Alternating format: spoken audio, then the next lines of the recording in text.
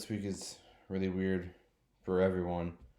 So, today being Tuesday, February 23rd, it's Handel's birthday, like we were talking about last week.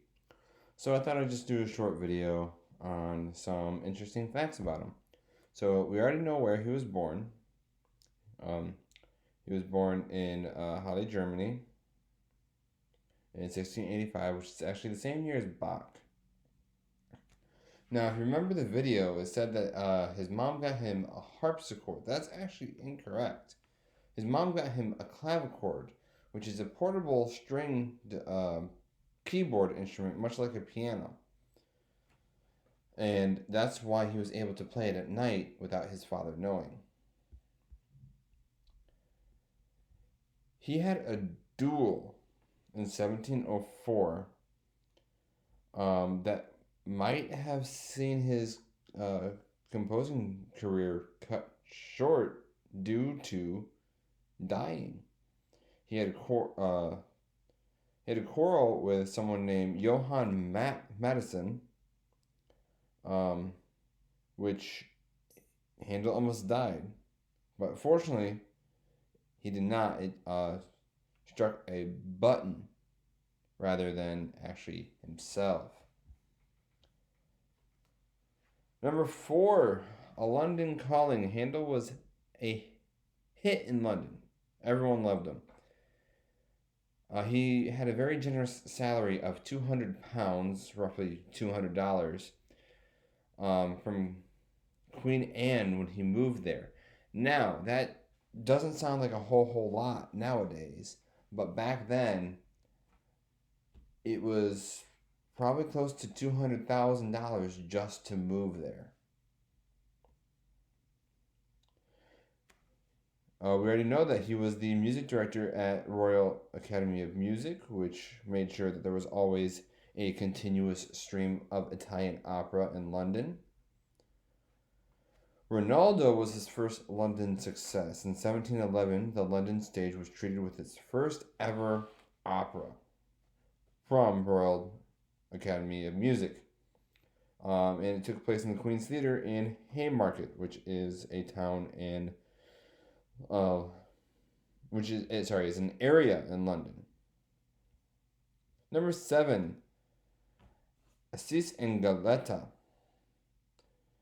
His first work in the English language might not have been his most well known, but during his lifetime, it was Handel's most popular work by some distance.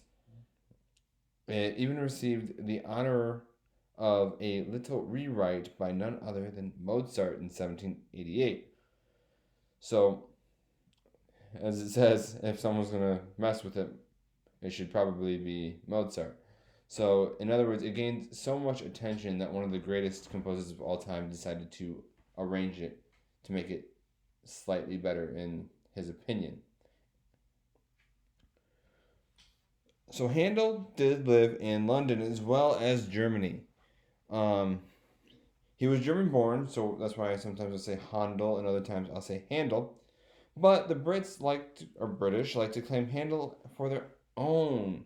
He is fond of his home on 25 Brook Street, London, and Londoners were equally fond of him, as evidenced by this little plaque.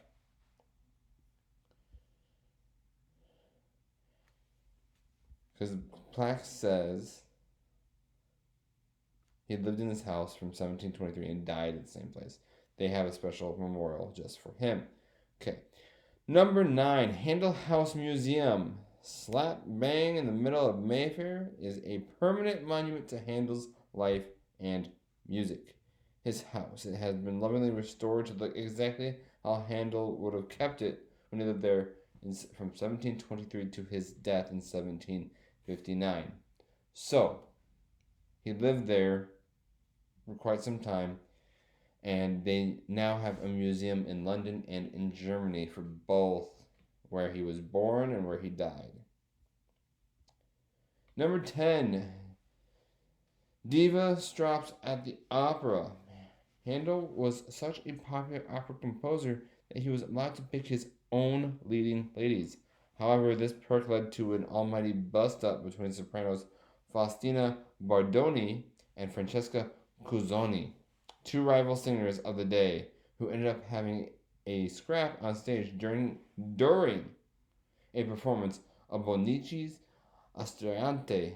They both had to be dragged off stage to stop from pulling bits of each other's costumes. Number 11. Handel suffered from health problems, and his biggest and best works were composed in the later stages of his life. That might not sound too impressive, but then again, he did suffer from a stroke in 1737. He was involved in a coach crash in 1750 and had cataracts eventually and went blind after a botched eye operation in 1751. So despite some of his worst health problems and health years and stuff like that, he still put out some of his best work. 12. Standing to attention, as you see here in this picture. During the first London performance of Handel's Messiah, King George II stood up as soon as the Holly chorus kicked in. After that, it became a tradition for audiences to stand for this famous chorus. His final oratorio. Handel's final oratorio, Jaffetta, was a heartbreaking experience for the composer. He was going rapidly blind as he wrote it, eventually leading him to write on the score reached here on February 13th, or 13th of February, 1751, unable to go on owing to weakening of the sight of my left eye. Number 14, 3,000 people attended his funeral. When, after a life of tumultuous and incredible music, Handel succumbed to his afflictions in 1759. His funeral was attended by 3,000 people and was a huge state affair, partially due to the fact that he was so loved by the king and his music was so well known, especially after the Messiah. Number 15, and the final thing that we're going to talk about, Beethoven's tribute to Handel. Praise doesn't come much higher than from Ludwig van Beethoven, who said, Handel's works go to him to learn how to achieve great effects by such simple means. Even though Handel was a Baroque composer, he was one of the most simplistic Baroque composers.